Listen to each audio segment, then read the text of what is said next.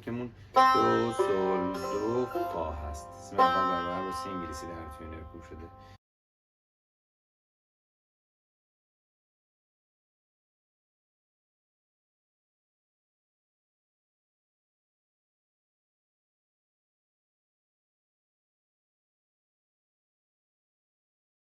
در این قطعه سی بمول لا کرون و می بمول داریم.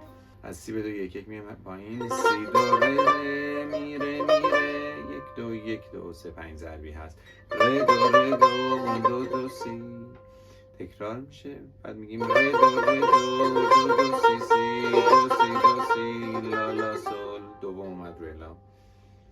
این هم تکرار میشه. دوباره سی دو ره میره ره دو سی با تکرار. بعد دو سی سی دو سی لا لا سول.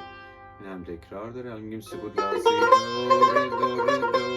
سی لا سی دو ره آکورم میشه. دو سی لا سی دو سی سکوت میره ره بکار شد. دو سی دوباره لا کرون لا لا سول.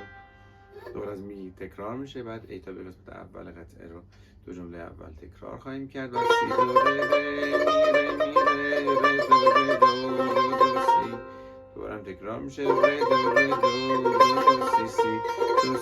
سی لا لا سول. و دوباره ره دو تکرار خواهد شد.